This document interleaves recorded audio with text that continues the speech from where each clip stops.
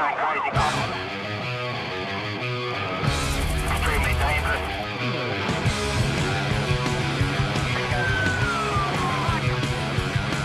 It's a split-second decision made. Young drivers on the run. Taking on the police and taking a gamble with life.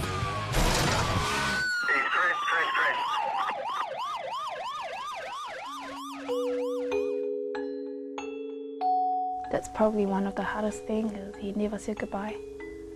And he had no last words. Yeah. I walked in and all I could see was my brother lying on the bed with all the wires around him.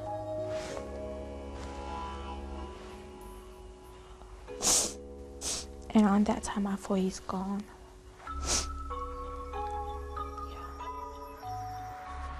When a police pursuit ends in death, what we will never know is why they ran, and what they will never know is what they left behind.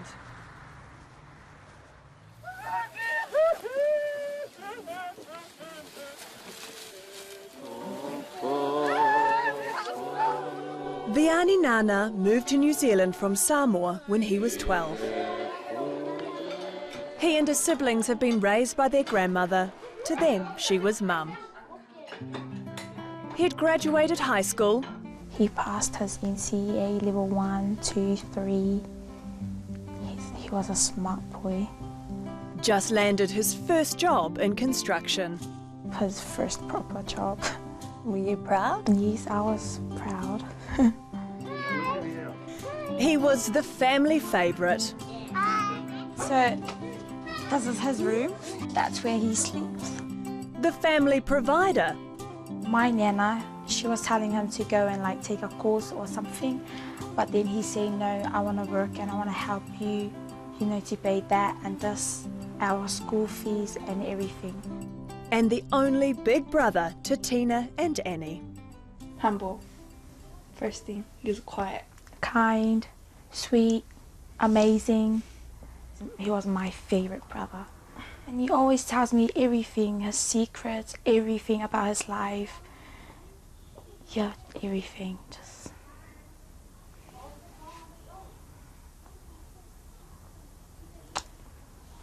Oh, man. Did you think he'd be here when you woke up in the morning? Yeah, definitely. But on Friday, May 10th, Viani would go out with his friends and wouldn't be coming back. This is what we know happened that night. A car speeds through Manukau. It's spotted by police. A short chase begins. It's called off, but the car continues onto the motorway, speeding up to 160 k's. Exiting here, again, it's seen by police. There's a second brief pursuit. Again, police pull out. Still travelling at 100k in this 50 zone, the driver loses control, slams into a parked car. 2 in the morning, my auntie came over. All I could think of was, what's going on? What's happening? She was saying like, hurry up, get ready, go, get Viani's clothes. We have to go to hospital, he's in the hospital. Viani would suffer such severe injuries, his family will turn his life support off 2 days later. But there were also 3 other guys in the car, and they would all die that night. Viani was a passenger. Dominic Stalin was driving. Wisatini To'oto'o and George Lumia were also in the car. 4 families mourning, and a new family that will never be. So when's your baby due? I'm due in September. 7 months pregnant with her first baby. Last few months? Yeah. Chanel Topo had been together with Dominic for a year. What did Dominic think when you found out you were pregnant? We were happy and excited. We made a lot of plans to live together, get our own place and things like that. He was excited to be a dad. Chanel was in Australia checking out houses. She and Dominic had plans to move there. Thousands of kilometres away, she woke up to a text from Dom's sister saying he'd been killed in a car crash. I was in shock. Is it real for you yet? Has it sunk in? Mm-hmm. So Dominic was driving that night. Yeah, How are you coping with that? I was really mad at one stage. And I don't know why he didn't pull over, because he would always pull over, but I don't know what happened that night. Chanel will never know, but now she faces raising her baby alone. So what's happened to your plans now? I'm just gonna carry on with the plans that we're supposed to do together, but just me. And how's that for you? Sad. Not all the facts about this crash are clear. Police are still investigating. It's thought the driver Dominic had been drinking and was disqualified. It's believed speed was a contributing factor. But when 4 guys are in a car, police lights flash to pull over. What made them decide to run?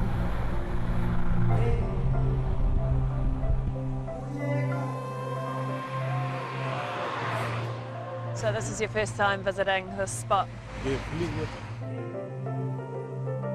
After Vianney's funeral, mates of the boys visit the crash site. What do you think happens when someone's in that situation and they make a split-second decision to run? Adrenaline rush, eh? It hypes you up a bit.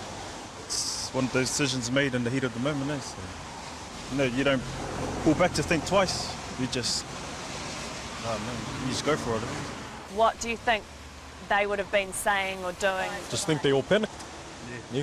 They're only young, They're 18, just finished school, so they're just worried they're going to get in trouble from their parents. The cops are coming over and stuff, so they just think if they get away, then they'll be all right. What do you say to an 18-year-old? If the police are going to pull you up, just pull over. It's not worth your life. It's better to just pull over and get a fine or something instead of your family having to come to the hospital to see you in the morgue.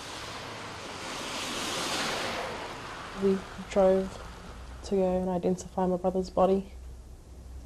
We couldn't touch him in the morgue. I wanted to smash that window and wake my brother up and hug him, but we couldn't touch him.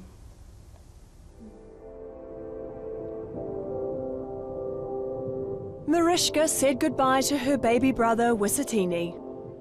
He was the cheeky one, the entertainer in the To'oto'o family, just starting to find his way in life. He was excited that him and his friends were going out of the hood and they were going to go to an actual club or party, and like every other 18-year-old, what they do when they turn 18, they round up their friends and they go out and they drink, party and come home and tell the story. And this time, like, my brother, don't come home. Yeah. Wisatini and George were related, but hadn't hung out together for years, until that night. George decided to go out partying with the boys. I've just been in to see George's family. It was incredibly emotional. His uncle just sat there on the floor, weeping, shaking uncontrollably, and said he's just too upset to do an interview. He did give us his blessing to use George's photos and gave us his t-shirt. But seeing him like that was truly heartbreaking.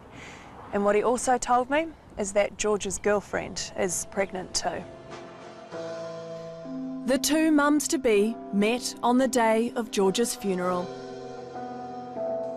So there are 2 unborn babies.